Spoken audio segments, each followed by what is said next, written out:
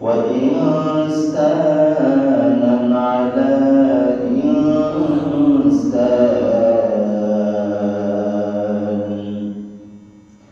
ونشهد أن لا إله إلا الله وحده لا شريك له ولا فريق له ولا وزير له ولا نظير له.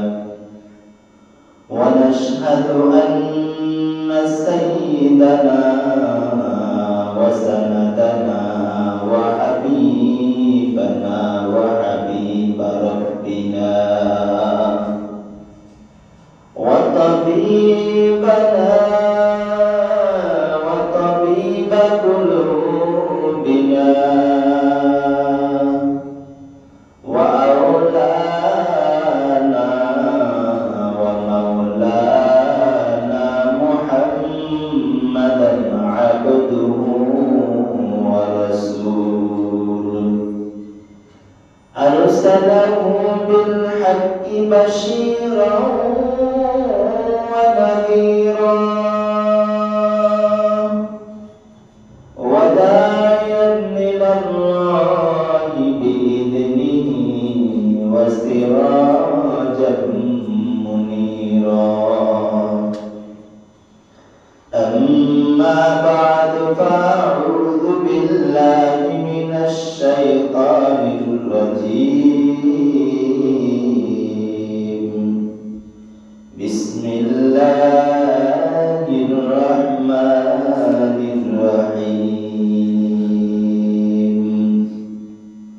ولتكن منكم أمة يدعون إلى الخير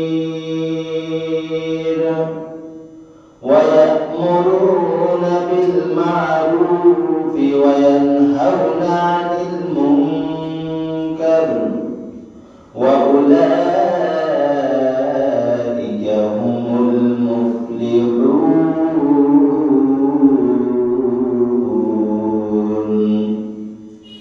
وقال الله تعالى فيها أخرى: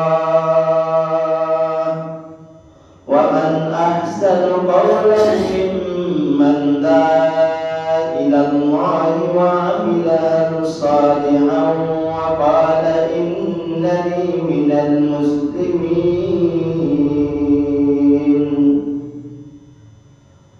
صدق الله المولانا العظيم.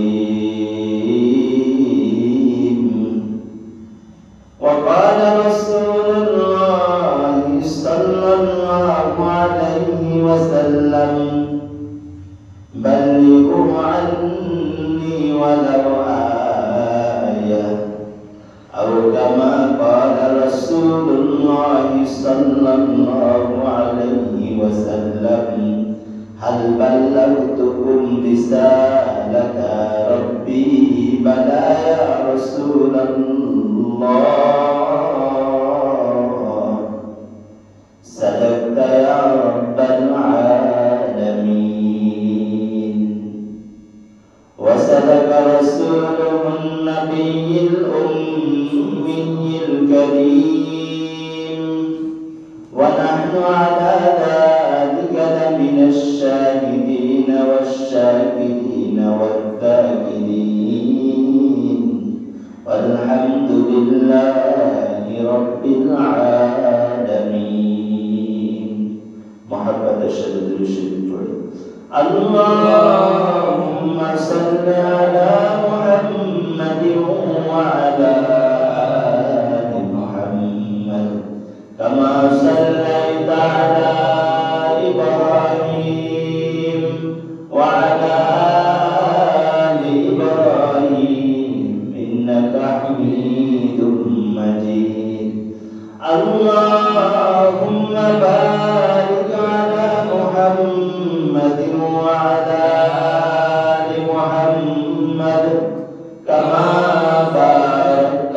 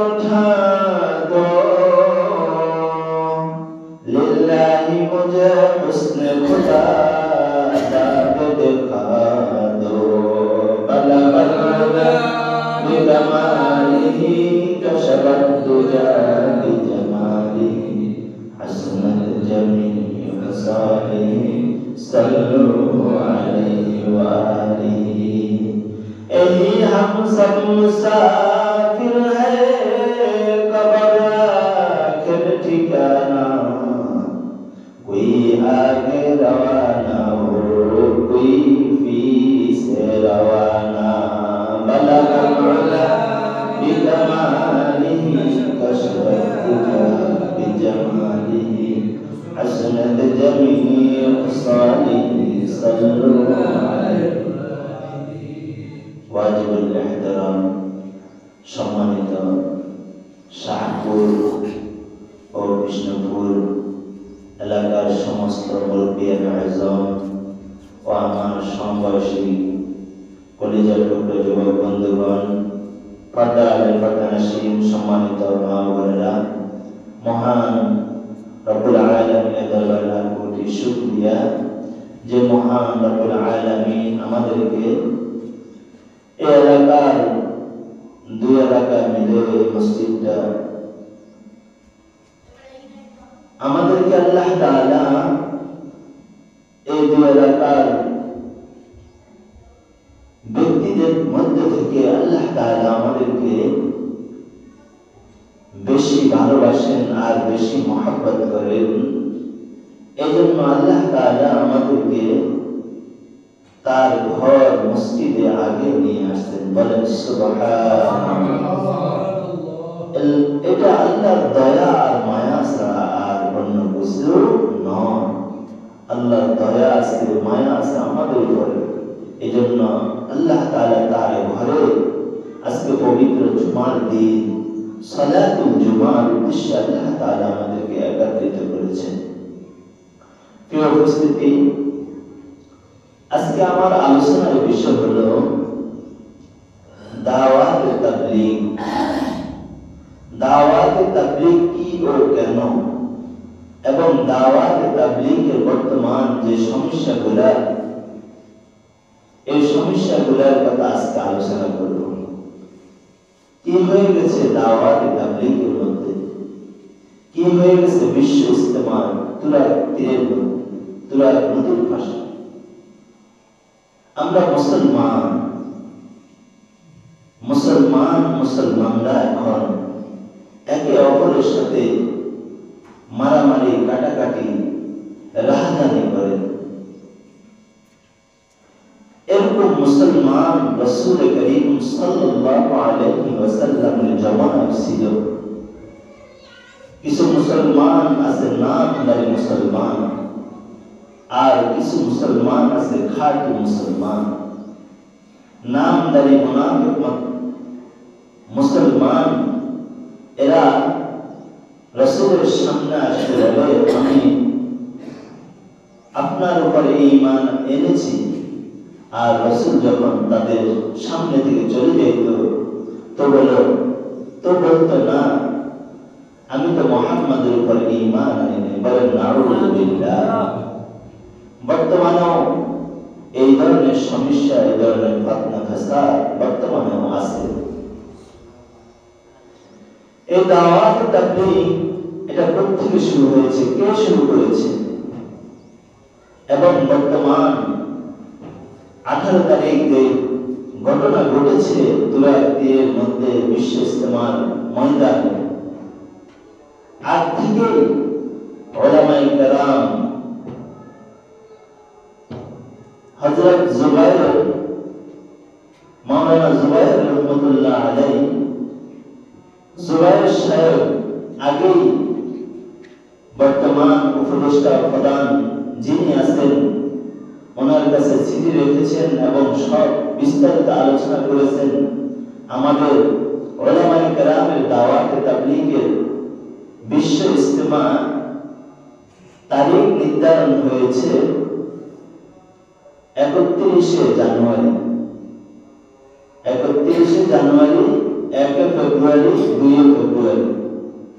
তারপরে দ্বিতীয় পর্ব যারা আছে তারা করবে 7 গ্রুপের লোকেরা। যখন নাকি উলামায়ে কেরামের মাথাতে মাঠে যখন দাওয়াত তাবলীগের কাজ চলতেছে, এই সময় ফেরকায়ে সাদিয়া তারা ঘুমন্ত অবস্থায় যারা মুরব্বী আছে দাওয়াত তাবলীগের মধ্যে রাত ৩টার সময় তারা এই উলামায়ে কেরামের উপরে হামলা চালায় এবং অনেক মুরব্বীদের উপরে হামলা চালায়। এ পর্যন্ত ৮ জন শাহাদাত বরণ করেছেন এবং শতাধিক মুসল্লিরা দাওয়াত তাবলীগের ভাইরা শতাধিক আইসিইউর মধ্যে ভর্তি আছে, আহত অবস্থায় অনেক হসপিটাল ক্লিনিকের মধ্যে আছে। তো আল্লাহ তাআলা যুগে যুগে যখন হক দিতেন তখন আবার বাতিল একটা দিতেন, না হলে হক বুঝে যেত না। বর্তমানে এই সমস্যা, যখন হক আছে তখন বাতিল পন্থীও কিছু আছে।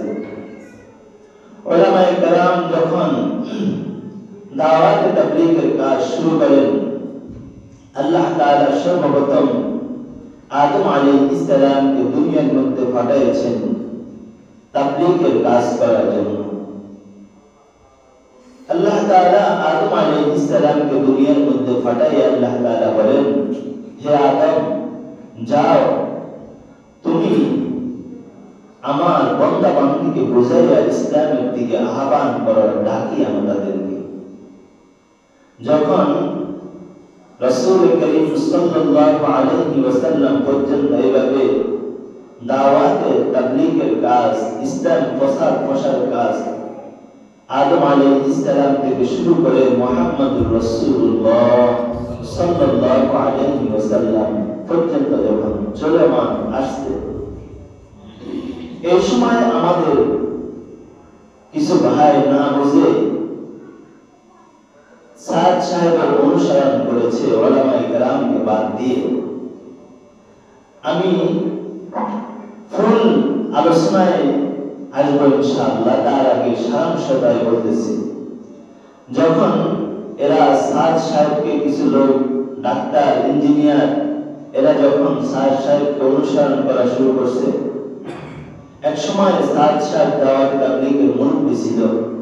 যখন উলামায়ে কেরাম দেখছেন সাদ সাহেব তিনি যখন আল্লাহর ভুল ধরা শুরু করেছেন, আমার কাছে ১৪টি দলিল আছে মোবাইলে। ফেরকায়ে সাদিয়া সাদ সাহেব যে সমস্ত ভুলগুলো করেছেন, ১ নম্বর তার ভুল হলো সাদ সাহেব বলেছেন যে আল্লাহ মানুষকে হেদায়েত দিতে পারে না। বলেন নাউযুবিল্লাহ। তিনি বলেন যদি আল্লাহ মানুষকে হেদায়েত দিতেন তাহলে ১,২,২,২৪,০০০ পয়গম্বর কেন দুনিয়ার মধ্যে পাঠিয়েছেন? আল্লাহ তো দুনিয়ার মধ্যে আমাদেরকে পাঠাইয়া বললেন, যা ওয়ামা খালাকুতুল জিন্না ওয়াল ইনসা ইল্লা লিয়াবুদুন, আমার ইবাদত করার জন্য পাঠাইলাম। কি পাঠাইছেন? ১ নম্বর, আল্লাহ দুনিয়ার মধ্যে আমাদেরকে পাঠাইয়া বললেন, ওয়ামা খালাকুতুল জিন্না ওয়াল ইনসা ইল্লা লিয়াবুদুন, যা বান্দা, এ আমার বান্দা বান্দীরা এবং জিনরা, তোমরা আমি আল্লাহর ইবাদত করবে। কার ইবাদত করার জন্য বলছে? আল্লাহর ইবাদত করার জন্য বলছে। আল্লাহ পাঠাই দিয়েছেন। এবার আল্লাহ ইবাদত করার পরে এবার আল্লাহ কি বলে শুনেন। আল্লাহ বলে, ফারিকুম ফিল জান্নাতি ওয়া ফারিকুম ফিস সাঈর। তোমাদের জন্য দুটো পথ রাখলাম, একটা পথ হলো জান্নাতের পথ, দ্বিতীয় নম্বর ওয়া ফারিকুম ফিস সাঈর,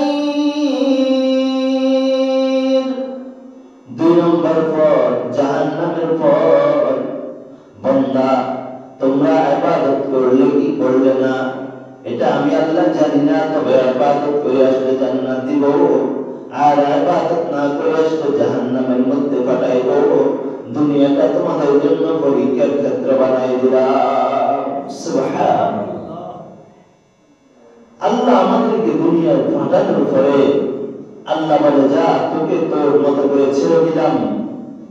একটা ঘুড়ি যখন বাচ্চারা ছেলেরা যখন ঘুড়ি উঠায়, তো ঘুড়িটা উপর দিকে উঠতে থাকে, আর যারা ঘুড়ি উঠায় তাদের কাছে নারায়ণটা থাকে, রশিটা থাকে তাদের কাছে। যখন তারা বিকাল হয়ে যায় বা উড়তে মন চায় না, তখন নারায়ণটা ধরে রশি ধরে টান দেয়, ঘুড়িটা নিচের দিকে নামে। আর আল্লাহ দুনিয়ার মধ্যে মানুষকে ফাটাইয়া দিয়া বললেন, যা তোকে ছেড়ে দিলাম, আর যখন তোর মৃত্যুর সময় আসবে তো তোকে রশি ধরে টান দিব, ঘুড়ির মতো সময় চলে আসবি, তবে তার আগে হিসাব নিকাশ করে আমার কাছে আসা লাগবে। তাহলে দেখেন, যে মানুষ সার আল্লাহর ভুল ধরে, তার তো ঈমান থাকার মতো আর বিষয় হতে পারে না। দ্বিতীয় নম্বর, তিনি রাসূল করিম সাল্লাল্লাহু আলাইহি ওয়াসাল্লামের ভুল ধরেছেন, যে রাসূল তার বিবাহের মধ্যে যে বিবাহগুলো করেছেন, এই বিবাহের মধ্যে তিনি প্রত্যেকটা বিবাহের মধ্যে খেজুর ছিঁড়েছেন, খেজুর দিয়া অলিকা করেছেন। কিন্তু একজন তার বিবাহের মধ্যে, একজন স্ত্রীর বিবাহের মধ্যে রাসূলুল্লাহ সাল্লাল্লাহু আলাইহি ওয়াসাল্লাম গোশত দ্বারা মানুষদেরকে অলিকা খাওয়াইছেন, দাওয়াত দিয়েছেন। তাহলে রাসূল ওদের আর এর মধ্যে কেন ফরাক রেখেছেন? রাসূল ভুল দ্বারা শুরু করেছেন। আল্লাহ বলেন, আমার দুনিয়ার মধ্যে আমি 1 লাখ বা 2,26,000 পয়গম্বর যাদেরকে পাঠাইলাম, এরা মাসুম, এরা নিষ্পাপ, এদের কোনো গুনাহ নাই। আর ফিরকায়ে সাদিয়া সে ভুল করতেছে, তাহলে যে নবীর ভুল ধরে তার অনুসরণ তো আমরা করতে পারি না। উলামায়ে কেরাম যে এভাবে সাদ সাহেব 16টা কোন লেখার মধ্যে আছে 14টা, কোনটার মধ্যে আছে 16টা, এভাবে সে ভুল দ্বারা শুরু করছেন। এবং তিনি বলেন যে বর্তমানে যে মাদ্রাসা আছে, এই মাদ্রাসা শিক্ষা করা যাবে না, মাদ্রাসা শিক্ষা ভুল ধরতে তিনি শুরু করছেন। যদি মাদ্রাসা শিক্ষা ভুল হয়, তাহলে এইভাবে মানুষ দিন দিন আইয়ামে জাহিলিয়াতের মতো, বর্বরতার যুগের মতো মানুষ এলেম হারা হয়ে যাবে। মানুষ মাদ্রাসা শিক্ষা না থাকলে নামাজ কিভাবে পড়াবে, রোজা কিভাবে রাখবে, যাকাত কিভাবে দিবে, এগুলা কে মানুষকে বলবে? এই জন্য তিনি এভাবে যখন ভুল দ্বারা শুরু করেছেন, তখন উলামায়ে কেরাম বললেন, না, আর তোমরা সাদকে অনুসরণ করতে পারো না, যে আল্লাহর ভুল ধরে, যে নবীদের ভুল ধরে, যে আমাদের উলামায়ে কেরামের ভুল ধরে, যে কোরআন কিতাবের ভুল ধরে, তো তার অনুসরণ করা যাবে না। এই জন্য কেউ যদি সাদ সাহেবের অনুসারী হয়ে থাকেন, এখনো সময় আছে, ইস্তেগফার আর তওবা করে ঈমানের ফল, প্রতিটা ঈমানের ফল বেছে নেন। এই জন্য আমাদের এখন করণীয় কি? আমরা কিভাবে কি করব? আল্লাহ তাআলা যুগে যুগে নবী রাসূলকে পাঠাইলেন একমাত্র মানুষদেরকে ইসলামের দিকে, ঈমানের দিকে আহ্বান করার জন্য। আল্লাহ তাআলা বলেন সূরা হামিম আয়াত নম্বর 33, আল্লাহ বলেন, ওয়ামান আহসানু ক্বাওলান মিম্মান দাআ ইলাল্লাহি ওয়া আমিলা সালিহান ওয়া ক্বালা ইন্নানী মিনাল মুসলিমিন। ওই ব্যক্তির কথা থেকে উত্তম আর কার কথা হতে পারে? যে ব্যক্তি নিজে মুসলমান হয়েছে, যে ব্যক্তি নিজে ঈমান এনেছে এবং মানুষদেরকে বলে, আমি তো মুসলমান হয়েছি, তোমরা মুসলমান হও, নিজে সৎ কাজ করে, ভালো কাজ করে, আর মানুষদেরকে ভালো কাজের দিকে আহ্বান করে, আর মানুষদেরকে নিজে খারাপ কাজ করে না, মানুষদেরকে খারাপ কাজের দিকে ইনভাইট করে না, বলে এটা খারাপ, এটা করা যাবে না, ওই ব্যক্তি হলো আল্লাহর কাছে উত্তম ব্যক্তি। বলেন সুবহানাল্লাহ। তাহলে 1 নম্বর কাজ হলো নিজে ঈমান আনতে হবে। 2 নম্বর কাজ, এই ঈমানের প্রতি মানুষদেরকে ইনভাইট করতে হবে, আহ্বান করতে হবে। 3 নম্বর কাজ, নিজে কোনো ভালো কাজ করতে হবে, ভালো কাজের দিকে ইনভাইট করতে হবে, এবং খারাপ কাজ করা যাবে না, খারাপ কাজের দিকে মানুষকে সহযোগিতা করা যাবে না। বলতে হবে, ভাই এটা খারাপ, এই কাজ করা যাবে না। কথা বুঝছেন? এটা আমরা করার জন্য চেষ্টা করব ইনশাআল্লাহ। আল্লাহ তাআলা এবার আদম আলাইহিস সালামকে পাঠাইলেন। পাঠাইয়া এবার আল্লাহ তাআলা আদম আলাইহিস সালামকে বললেন, ও আদম, তোমাকে দুনিয়ার মধ্যে পাঠাইলাম মানুষদেরকে ইসলামের দিকে, ঈমানের দিকে ইনভাইট করার জন্য, আহ্বান করার জন্য। এবার আল্লাহ তাআলা শয়তানকে বললেন, হে শয়তান, তোমাকে আমি মুআল্লিমে মালায়েকা বানাইছি, ফেরেশতাদের সর্দার বানাইছি, অনেক ইলম না তোমার কাছে দিয়েছি, তুমি আমার আদমকে সিজদা করো। শয়তান বলে, না আল্লাহ, আমি আদমকে সিজদা করতে পারবো না। কেন? আদম মাটির তৈরি, আমি নূরের তৈরি, আমি এজন্য আদমকে সিজদা করতে পারবো না।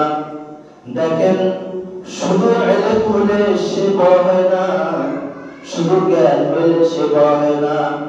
আল্লাহ তাআলা এখানে বুঝাই দিয়েছেন, শুধু যার নামের শেষে আলেম হয় সে বড় আলেম নয়। এটা হতে পারে আল্লাহ তাআলা শয়তানকে অনেক বড় আলেম দিয়েছেন, কিন্তু শয়তান আদমকে না সিজদা করার কারণে আল্লাহ বলে, যা, আজ থেকে তোকে শয়তান বানাই দিলাম।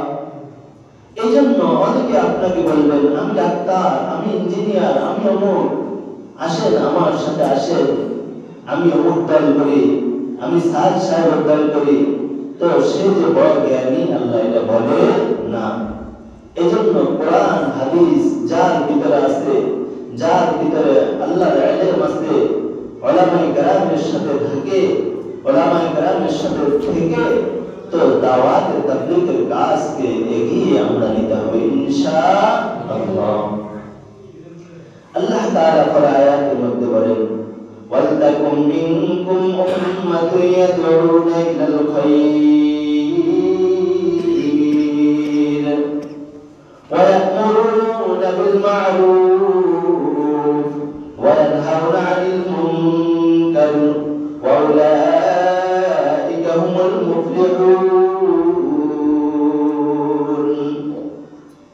ওয়ালতাকুম মিনকুম উম্মাতুন ইয়াদউনা ইলাল খায়র, তোমাদের মধ্যে এমন একটি উম্মত আসবে, তোমাদের মধ্যে এমন একটি দল আসবে যে দল নিজে ভালো কাজ করবে এবং ওয়ায়া'মুরুনা বিল মা'রুফ, মানুষদেরকে ভালোর দিকে আহ্বান করবে। আসো ভাই নামাজ পড়ি, আসো ভাই রোজা রাখি, আসো ভাই হজ করি, আসো ভাই যাকাত দিই, মানুষদেরকে ভালোর দিকে আহ্বান করবে। ওয়ায়ানহাউনা আনিল মুনকার, আর মানুষকে খারাপ কাজ থেকে বিরত রাখবে। ভাই এই কাজ করা যাবে না, শুধু ঘরে টাকা লাগানো যাবে না, নামাজ বাদ দেওয়া যাবে না, রোজা বাদ দেওয়া যাবে না, হজ বাদ দেওয়া যাবে না, যাকাত আদায় সময় মতো আদায় করতে হবে। খারাপ কাজ থেকে মানুষকে বিরত করবে। সে হলো আল্লাহ বলে, সে হলো উত্তম ব্যক্তি। ওয়া উলাইকা হুমুল মুফলিহুন, সে সফলতা অর্জন করেছে। কি অর্জন করেছে? সফলতা অর্জন করেছে। এই জন্য আমরা সফলতা অর্জন করতে হবে। আল্লাহ তাআলা এই ঈমানের দাওয়াত দেওয়ার জন্য আল্লাহ তাআলা যুগে যুগে অনেক নবী রাসূল পাঠিয়েছেন।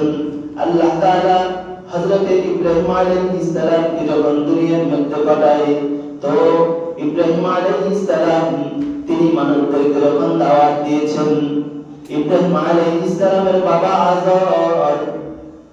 আজর ঠাকুর আর নমরুদ মিলে ইব্রাহিম আলাইহিস সালামকে শাস্তি দিয়েছে, কেন মানুষকে ঈমানের জন্য দাওয়াত দেয়। ইব্রাহিমের বাবা বললেন, বাবা এই ইব্রাহিম আমার সাথে আসো, আমি মূর্তি পূজা করতে যাব। সে বলে, না না, আন্নী সাকিম, বাবা আমি অসুস্থ, আমি যাব না।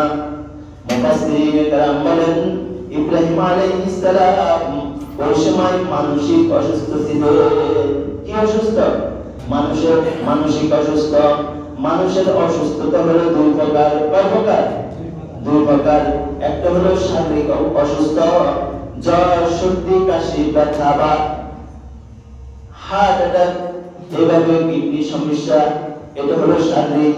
আর মানসিক অবস্থা, মানসিক অসুস্থ হলো মানসিকভাবে তার ভালো লাগে না। সবচেয়ে মানুষের দুই প্রকারের রোগের মধ্যে সবচেয়ে খারাপ রোগ হলো মানসিক রোগ। কি রোগ? মানসিক রোগ। এটার কোনো ওষুধ নাই। তারা বলছেন নি মানসিক রোগের কোনো ওষুধ নাই, নিজে যদি ভালো না হন এটা ডাক্তার কাছে যাইলে ডাক্তার কোনো ওষুধ দিতে পারবে না। যতক্ষণ পর্যন্ত আপনার নিজ থেকে নিজে না সংশোধন হন, ভালো কাছে যাইয়া ভালো পরামর্শ নিয়ে যদি আপনি না ঠিক হন, তো দিন দিন আপনার চিন্তা, দিন দিন আপনার টেনশন, পরিবার নিয়ে, ছেলে সন্তান নিয়ে, নিজের স্ত্রীকে নিয়ে, নিজেকে নিয়ে, হারে অমুকে বিদায় দেয়, এটা করে ফেলছে, আমি কেন করতে পারি না। আল্লাহ দুনিয়ায় সবাইকে সব জিনিস দেয় না। যাকে আল্লাহ যতটুকু দেওয়ার ইচ্ছা রাখে তাকে অতটুকু দেয়, কিন্তু আপনার কষ্ট, আপনার সাধনা, আপনার চেষ্টা আপনি করে দিতে হবে। আপনি যাই যদি এখান থেকে মসজিদ থেকে যাই ঘরে বসে থাকেন যে আমি এক সপ্তাহ কাজ করবো না, আমার কাজে বের হবো না, শুধু ঘরে বসে থাকবো, তো আপনি কি আগাইতে পারবেন না। আপনার আল্লাহ এই কথা বলে না যে নামাজের পরে শুধু বসে থাক, শুধু মসজিদে আসি বসে থাকো, শুধু তুমি নামাজের শেষে বসে থাকো। আল্লাহ এটা বলে না। আল্লাহ বলে আল্লাহ বলেন যে তোমার যখন নামাজের সময় হবে তো নামাজ শেষে তুমি জমিনে বিশ্রাম করো, কাজ করো। কথা বলছেন? এই জন্য দিন দুনিয়া দুটোটাই লাগবে। দুনিয়া চলার জন্য আপনার যতটুকু দরকার আপনি নামাজের পরে ওটা কামান, আল্লাহ নিষেধ করেন না। আপনি যে কাজ পারেন ওই কাজ করেন, আল্লাহ নিষেধ করেন না। তো ইব্রাহিম আলাইহিস সালাম তিনাকে যখন তিনার বাবা বললেন যে আমার সাথে আসো মূর্তি পূজা করতে, তিনি বলেন না আমি মূর্তি পূজা করব না, যান আপনি যান। তার বাবা যখন মূর্তি পূজা করে আসলেন, আর ইব্রাহিম আলাইহিস সালাম তাদের যে গির্জা ছিল ওই গির্জার ভিতরে যত মূর্তিগুলা ছিল সমস্ত মূর্তিগুলাকে ইব্রাহিম আলাইহিস সালাম বড় কুয়ার দিয়ে সবগুলাকে ভেঙলেন, একটা ছাড়া বড় যে মূর্তি ওটা শুধু নাকটা ভেঙলেন, আর কুয়ারটা তার কাঁধের মধ্যে রেখে ইব্রাহিম আলাইহিস সালাম চলে আসলেন। এবার তার বাবা আজব ঠাকুর নন্দন সহ এরা যখন মূর্তি পূজা করে আসলো, গির্জার ভিতরে ঢোকার পর দেখি কিরে আমাদের সব মূর্তিগুলা দেখে ভেঙে ফেললো। এবার ইব্রাহিম আলাইহিস সালামকে সন্দেহ করে তাকে ধরে আনলেন যে ইব্রাহিম ছাড়া আর কেউ করতে পারে না। ইব্রাহিম আলাইহিস সালামকে যখন গির্জার ভিতরে ধরে আনলেন, আনার পরে জিজ্ঞেস করলেন ইব্রাহিম আমাদের এই মূর্তিগুলাকে কে ভেঙেছে তুমি বলো। তিনি বলেন বড়কে জিজ্ঞেস করো, তোমাদের মূর্তির ভিতরে যে বড় আছে তাকে জিজ্ঞেস করো কে এই মূর্তিটা ভেঙেছে। তখন এরা বলে আমাদের বড় মূর্তি তো সে কথা বলতে পারে না। এবার ইব্রাহিম আলাইহিস সালাম বললেন যে মূর্তি তোমরা নিজে হাতে বানাইলা, যে মূর্তির ইবাদত তোমরা নিজে করো, ওই মূর্তি যদি তোমাদের কে কাকে ভেঙেছে এটা যদি না বলতে পারো তাহলে ওই মূর্তির কেন ইবাদত করো। এই কথা শুনে অনেক মুসলমান হয়ে গেছেন। আর নমরুদ বললেন ইব্রাহিম তোমাকে কঠিন শাস্তি দিতে হবে। নমরুদ এবার ইব্রাহিম আলাইহিস সালামের জন্য 40 দিন পর্যন্ত লাকড়ি জমা করলেন। লাকড়ি জমা করে আগুন লাগাই দিলেন। আগুন জ্বালানোর পরে ইব্রাহিম আলাইহিস সালামকে ওই আগুনের মধ্যে নিক্ষেপ করবে। আগুনের মধ্যে যখন নিক্ষেপ করবে তখন নিক্ষেপ করার পরে আল্লাহ তাআলা তার আগে আগুনকে বললেন কুল্লা ইয়া নারু কুনি বারদাম ওয়া সালামান আলা ইব্রাহিম, হে আগুন তুমি ইব্রাহিমের জন্য শীতল হয়ে যাও, ঠান্ডা হয়ে যাও, যেরকম হলে আমার ইব্রাহিমের জন্য আরামদায়ক হবে। বলেন সুবহানাল্লাহ। আগুনকে আল্লাহ তাআলা বানাইলেন। আল্লাহ তাআলা যে নির্দেশ করেছেন ওই নির্দেশ মতো আগুন কাজ করতেছে। আর আল্লাহ তাআলা ফেরেশতাদেরকে বললেন হে ফেরেশতারা আমার ইব্রাহিম আগুনের মধ্যে আছে, তোমরা তার জন্য খাওয়ার দাওয়ার জান্নাতি পোশাক জান্নাতি খাওয়ার সব জিনিসের তোমরা ব্যবস্থা করে দাও। সুবহানাল্লাহ। তো আল্লাহ তাআলা হযরত ইব্রাহিম আলাইহিস সালামকে মানুষকে দাওয়াত দেওয়ার জন্য আল্লাহ তাআলা পাঠাইলেন। ইব্রাহিম আলাইহিস সালাম মানুষকে দাওয়াত দিলেন, আর কাফের বেদিনরা ইব্রাহিম আলাইহিস সালামের উপরে আক্রমণ করতে চেয়েছেন যে আল্লাহ দুনিয়ার মধ্যে পাঠাইছেন, ওই আল্লাহ যদি রক্ষা করে তাহলে পৃথিবীর কোন শক্তি আপনাকে কিছু করতে পারবে না। আল্লাহ তাআলা বলেন হযরত জাকারিয়া আলাইহিস সালামকে বলেন, হে জাকারিয়া যা আমার বান্দাদেরকে দাওয়াত দে। জাকারিয়া আলাইহিস সালাম দাওয়াত দিতেছে। কিছুদিন পরে জাকারিয়া আলাইহিস সালামকে কাফের বেদিনরা জাকারিয়া আলাইহিস সালামকে যখন দৌড়াইতে লাগলেন, জাকারিয়া আলাইহিস সালাম তখন তিনি সামনে দৌড়তে দৌড়তে একটা গাছ দেখলেন। তখন তিনি গাছকে আওয়াজ দিলেন, হে গাছ আমাকে একটু সাহায্য করো। গাছের মুখ খুলে গেলেন।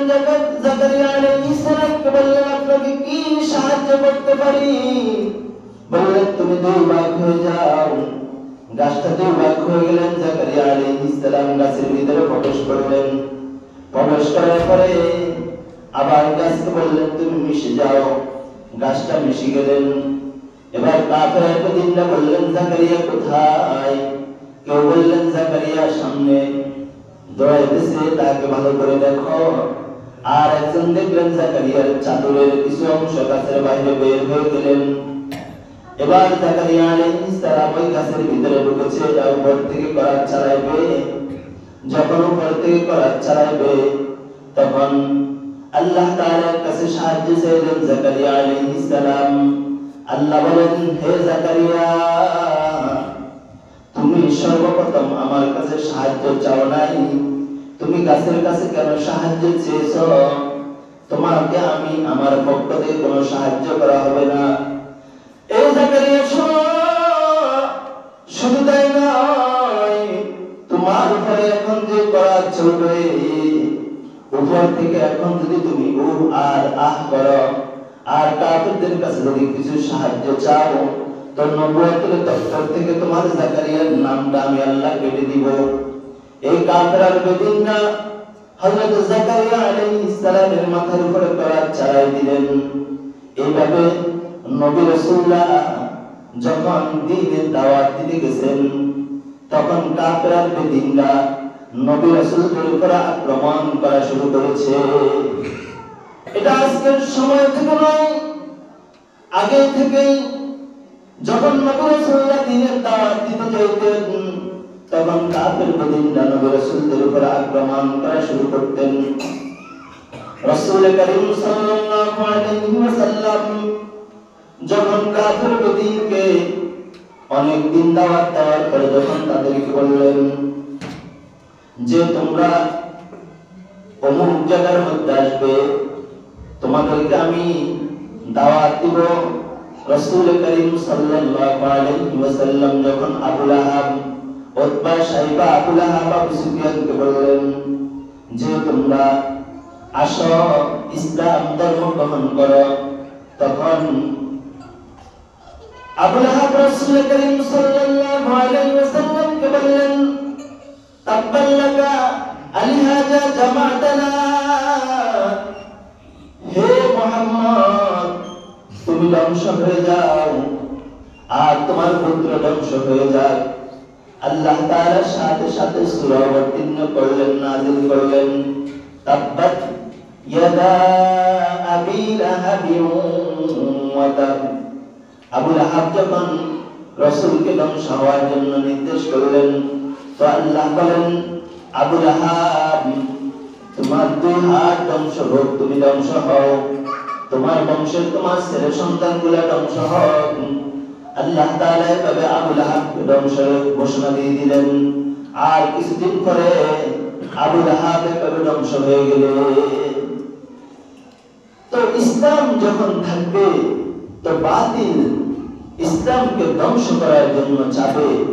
এইভাবে বর্তমান সময়ের মধ্যে যখন ওলামায়ে কেরাম, মুরব্বিরা, মুসল্লিরা যখন দাওয়াতে তাবলীগের কাজ যখন শুরু করেছেন এবং জানুয়ারি যে 31 তারিখ, ফেব্রুয়ারি 1 তারিখ, 2 তারিখ উলামায়ে কেরামের টঙ্গী ইজতেমায় বিশ্ব ইজতেমা যখন চলবে, তার আগে বিশ্ব ইজতেমার কাজ করার জন্য এত বড় ময়দান, এত বড় মাঠ, এখানে কাজ করার জন্য যখন মুসল্লিরা, মুরব্বীরা, উলামায়ে কেরাম যখন কাজ করতেছে, আর ওইখানে যখন তাদের কথাবার্তা চলতেছে, কাজ শুরু হয়েছে, তখন এটা কিছু নামদারি মুসলমান আর ইহুদি খ্রিস্টানের দালাল, তাদের আর ভালো লাগলো না যে ইসলাম তো আগেই যাচ্ছে, আমরা ইসলামকে কিভাবে ধ্বংস করব। নামদারি মুসলমানরা আর কাফের বেদিন ভারতের কিছু দালালরা তখন উলামায়ে কেরাম এবং মুসল্লিদের উপরে হামলা করে 8 জনকে শাহাদাত বরণ করে দিয়েছেন। আর অনেকে এখনো পর্যন্ত তারা আইসিইউর মধ্যে, বিভিন্ন হসপিটাল ক্লিনিকের মধ্যে আছে। আমরা দোয়া করব যারা এখনো পর্যন্ত অসুস্থ অবস্থা আছে, যারা ক্ষতিগ্রস্ত হয়েছে, আল্লাহ তাআলা তাদেরকে দ্রুত সুস্থতার ব্যবস্থা করে দেবেন, আমিন। আর আমরা আমাদের করণীয় হলো আমরা সব সময় উলামায়ে কেরামের সাথে আসি থাকবো ইনশাআল্লাহ। কেন থাকবেন তার দলিল আমি ইনশাআল্লাহ দিচ্ছি।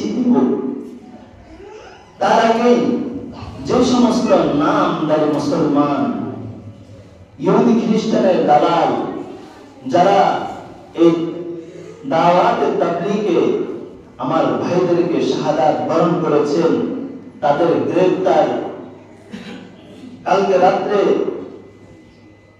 একজনের গ্রেফতার হয়েছেন যার নাম মুআজ বিন নূর, তাকে গ্রেফতার করা হয়েছে। এভাবে 30 জনের নামে মামলা আছে, এদেরকে বর্তমান এদের গ্রেফতারি পরোয়ানা জারি হয়েছে, গ্রেফতারি কাজ চলতেছে। তো আমরা কেন উলামায়ে কেরামের সাথে থাকবো? উলামায়ে কেরাম এই দাওয়াতে তাবলীগের কাজ কোথায় থেকে পেয়েছে? রাসূল করিম সাল্লাল্লাহু আলাইহি ওয়াসাল্লাম ফরমান, ইন্নামা ইয়াখশাল্লাহ মিন ইবাদিল উলামা, বান্দাদের মধ্যে ওই সমস্ত বান্দারা তারা হলো উত্তম যারা উলামায়ে কেরাম।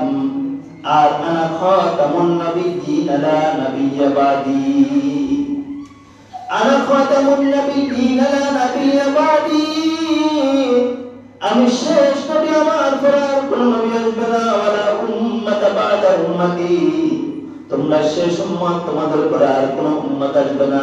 ওয়ালা শরিয়া বাদা শরিয়াতি, তোমাদের উপরে যে শরীয়তটা হয়েছে ওটা শেষ শরীয়ত, এই শরীয়তের পরে আর কোন শরীয়ত আসবে না। হাদিস নাম্বার 3, রাসূল করিম সাল্লাল্লাহু আলাইহি ওয়াসাল্লাম কে কিছু সাহাবায়ে কেরাম প্রশ্ন করেন, ইয়া রাসূলুল্লাহ, ইয়া হাবিবাল্লাহ, আমরা আপনার মজমার মধ্যে বসছি, আমরা আপনার মাহফিলে মধ্যে বসি, আপনার সাথে কথাবার্তা বলি, কিন্তু আপনার এই আখিরি জামানার উম্মতরা তারা কার মাহফিলের মধ্যে বসবে, কার মজমার মধ্যে বসবে? আল্লাহর হাবিব সাল্লাল্লাহু আলাইহি ওয়াসাল্লাম বলেন, মান জালাসা মজলিসান উলামা ফাকান্নাহু ফি হযরতি। এই আমার সাহাবায়ে কেরাম, আমার ওই সমস্ত উম্মতদেরকে বলে দিও যারা আমাকে দেখে নাই, আমার মজমার মধ্যে বসে নাই, আমার মাহফিলের মধ্যে বসতে পারে নাই, তারা ওই জামানার আখিরি জামানার উলামায়ে কেরামের মজলিসের মধ্যে বসা মানে আমি নবীর মাহফিলের মধ্যে বসা। সুবহানাল্লাহ। আর একজন সাহাবী প্রশ্ন করলেন, ইয়া রাসূলুল্লাহ, আপনার সৌন্দর্য চেহারার দিকে তাকাইলে আমাদের অনেক সওয়াব হয়, ও আল্লাহর হাবিব, আমরা কার চেহারার দিকে তাকাইবো? আপনার উম্মতরা কার চেহারার দিকে তাকাইবো? রাসূল করিম সাল্লাল্লাহু আলাইহি ওয়াসাল্লাম বলেন, মান সামা নাযারান আলিমিন তাকিয়্যিন নাযারান নবী সাল্লাল্লাহু আলাইহি ওয়াসাল্লাম।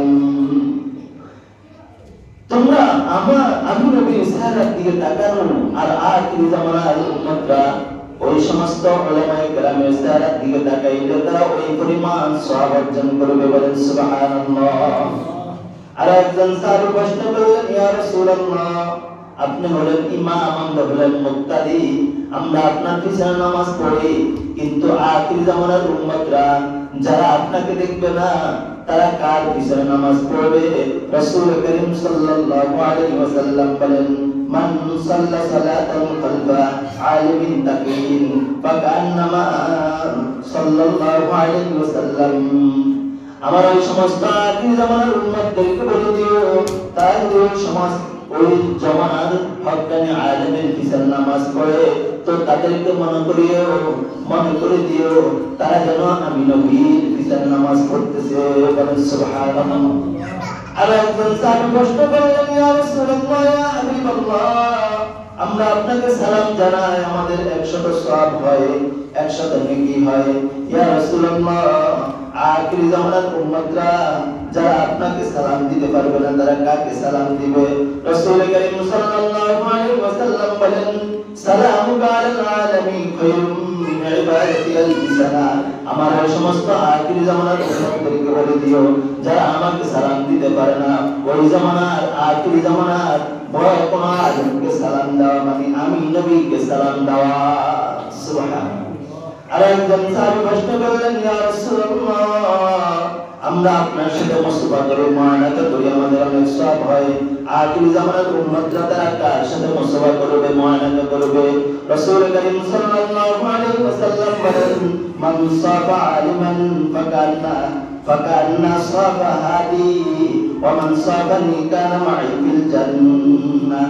যে ব্যক্তি ওই জামানার আখির জামানার কোন বড় আলেমের সাথে মুসাফা করে, মুআনাকা করে, সে যতটুকু সওয়াব অর্জন করলো, আর তোমরা আমার সাথে মুসাফা মুআনাকা করো ওই পরিমাণ সওয়াব অর্জন করে নিলা। সুবহানাল্লাহ। এইজন্য সময় শেষ, এইজন্য আমরা চেষ্টা করতে হবে হক্কানি আলেম ওলামা যারা আছে তাদের সাথে থেকে আমরা তাবলীগের কাজ, ইসলামের কাজ, ইসলাম প্রসারের কাজ, বড় কোনো আলেমকে, বড় কোনো মুরব্বী থেকে আমরা শেখার জন্য চেষ্টা করব।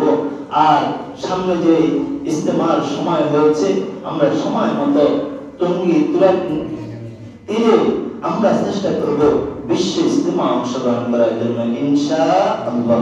আল্লাহ তাআলা আমাদেরকে এই কথাগুলো মোতাবেক আমল করার জন্য তৌফিক দান করে। যারা শুনতে পারেন না